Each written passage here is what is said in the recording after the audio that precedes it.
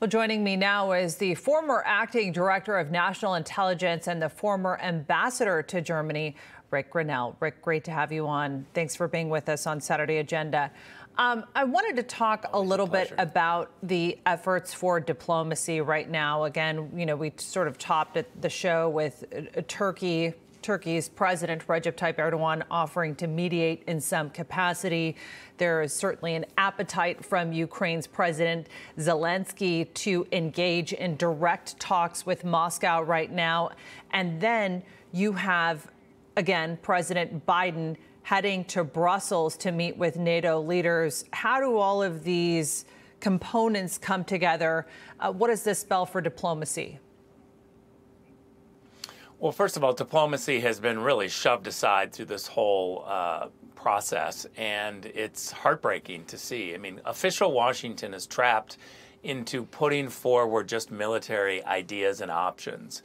And now what we're seeing with the Turkish president, when Erdogan decides to step up and say something has to be done, or European leaders are stepping forward on the diplomatic front, that just means that America is not leading. We talk a lot about how America should lead, and I'm all for having America lead the world diplomatically and rush in with diplomatic muscle and creativity.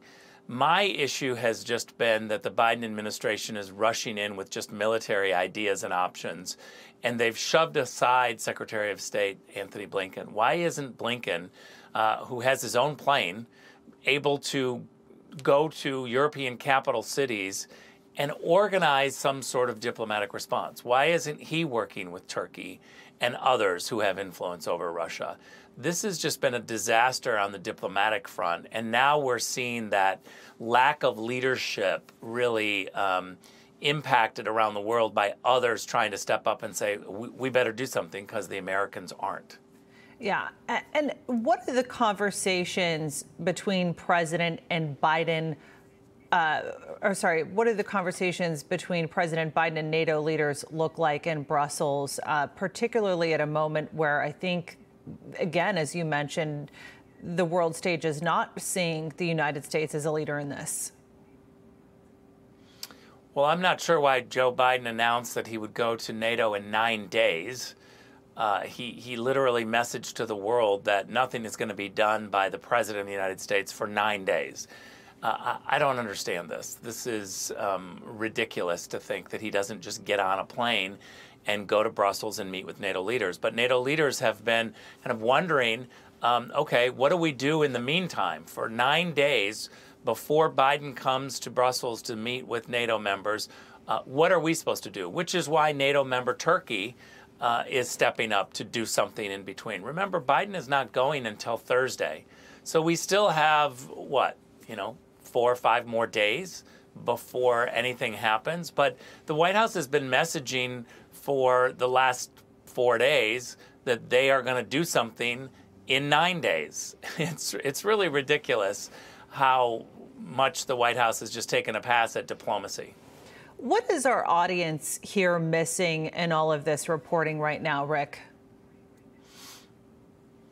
Well, look, I think the consequences for policy decisions are huge. And if you dial back and you look at all of the policy decisions that the Biden administration made early on when it came to China, for instance, the Chinese saw weakness when they came to Alaska.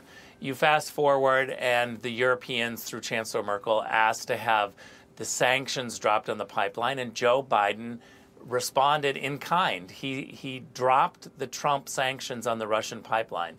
I don't think that there's enough attention on the consequences of the weak policies of Joe Biden.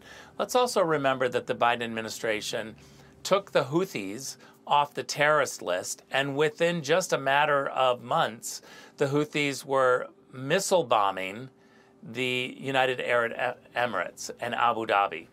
This is really concerning when you look at the weakness of the Biden team. This is going to get worse. We've got 3 more years of Biden in charge and Antony Blinken in charge.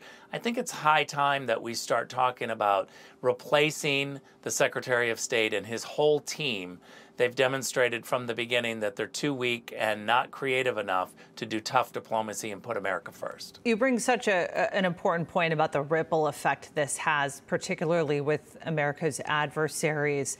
Russia has asked China for assistance with its war with Ukraine. That's according to 2 U.S. officials. What do you even make of that request and the prospects for how China would respond to something like this? Well, there's always a natural tendency for Russia and China to try to work together. I spent 8 years at the UN watching them inside the UN Security Council make moves to try to blunt the West. And this is just a chance for the West to be united. One of my problems with the 16 years of Chancellor Merkel is that she moved Germany, which is the largest economy in all of Europe, away from a Western-facing alliance. It just became kind of an alliance, a transatlantic alliance that wasn't Western-facing. Putin clearly took advantage of that, and the Chinese took advantage of that. The German car makers sell a lot of cars in Beijing and Moscow and other places. And so I think what we have to be able to do with Russia and China is recognize that they're not natural allies. There are ways to separate them, and the West should always make sure that they're not working against us. Unfortunately, under Chancellor Merkel and Joe Biden, the West, Western Europe, Europeans, and America really lost track of blunting Russia and China and being able to be a Western-facing transatlantic alliance. Yeah, Rick, obviously in Congress, you had a lot of Republicans calling for preemptive sanctions on Russia to act as a deterrence toward the invasion. We've seen North Korea, Iran, and China testing the fences in their own interests right now. Should the Biden administration be doing anything preemptively there?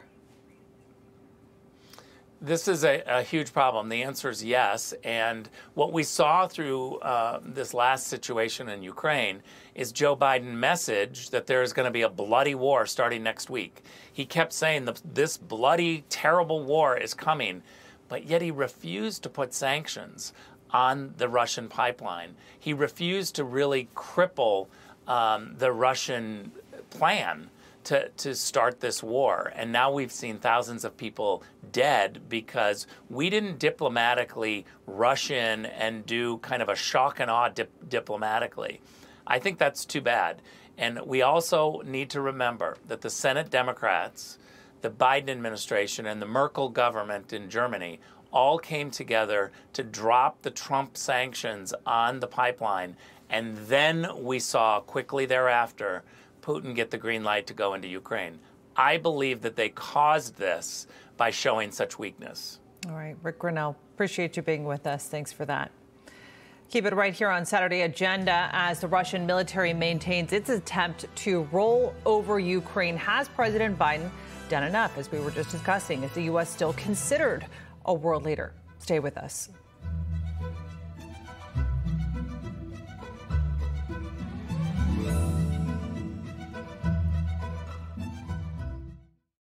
Federal agencies urge every family to have an emergency radio. During any disaster, electrical power may get cut. The emergency radio gives you the vital information you need. Newsmax wants you to have the dynamo